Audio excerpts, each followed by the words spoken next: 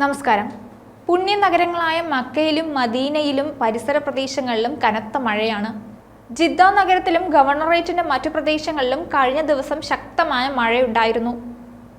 ശക്തമായി പെയ്ത മഴയെ തുടർന്ന് മക്ക, ജിദ്ദ, മദീന നഗരങ്ങളിലെ ഹൈവേകളിലും തെരുവുകളിലും വലിയ തോതിൽ വെള്ളം കയറിയിരുന്നു.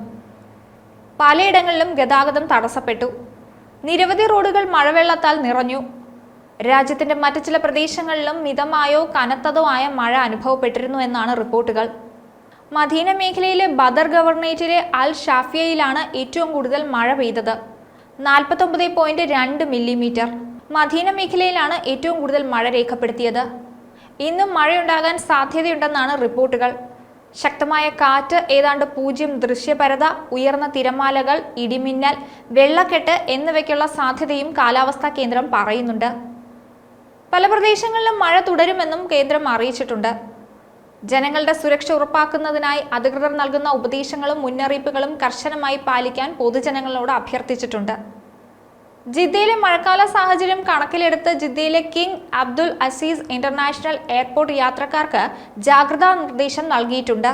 വിമാനത്താവളത്തിലേക്ക് പോകുന്നതിനു മുമ്പ് അതത് എയർ കാരിയറുകളുമായി ബന്ധപ്പെട്ട് ഫ്ലൈറ്റ് ഷെഡ്യൂൾ അപ്ഡേറ്റുകൾ പരിശോധിക്കണമെന്നും അധികൃതർ യാത്രക്കാർക്ക് നിർദ്ദേശം നൽകിയിട്ടുണ്ട്. ജിദ്ദ ഗവർണറേറ്റിൽ ഇടത്തരം മുതൽ ശക്തമായ മഴ തുടരാൻ സാധ്യതയുണ്ട്. രാജ്യത്തുടനീളമുള്ള പ്രദേശങ്ങളിൽ മഴ തുടരുമെന്നാണ് പുറത്തുവരുന്ന വിവരം.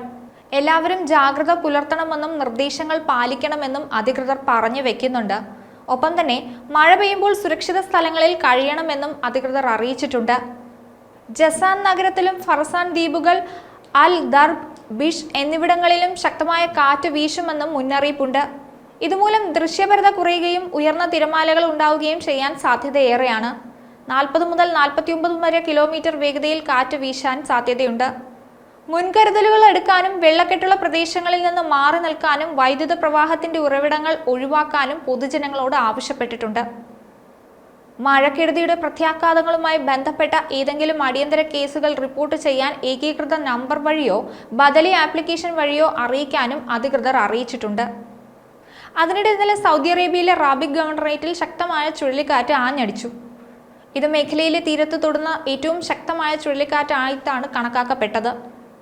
ഈ അസാധാരണ പ്രതിഭാസത്തെക്കുറിച്ച് പഠിക്കാനുള്ള പദ്ധതികൾ നാഷണൽ സെന്റർ ഓഫ് മെറ്റീരിയോളജി പ്രഖ്യാപിച്ചിരുന്നു. Mecca crisis and disaster management centre ഹൈവേകളിൽ വാഹനം ഓടിക്കുന്നവർ ജാഗ്രതയോടെ മുന്നോട്ടു പോകണമെന്നും അപകടകരമായ തിരമാലകൾ കാരണം കടലിൽ ഇറങ്ങുന്നത് ഒഴിവാക്കണമെന്നും ബീച്ച് യാത്രക്കാർക്ക് മുന്നറിയിപ്പ് നൽകിയിട്ടുണ്ട്. പൊടുന്നനെയുള്ള വെള്ളപ്പൊക്കം സൃഷ്ടിക്കുന്ന അപകട സാധ്യതകൾ ഊന്നി പറഞ്ഞുകൊണ്ട് general directorate of civil defence സുരക്ഷാ ഉപദേശങ്ങളും നൽകിയിട്ടുണ്ട്. താഴ്വരകൾ, വെള്ളപ്പൊക്ക സാധ്യതയുള്ള മേഖലകൾ, അപകടകരമായ സ്ഥലങ്ങളിൽ നീന്തൽ എന്നിവ ഒഴിവാക്കണമെന്നും നിവാസികളോട് അഭ്യർത്ഥിച്ചിട്ടുണ്ട് അധികൃതർ. മറ്റൊരു വീഡിയോയുമായി വീണ്ടും കാണാം.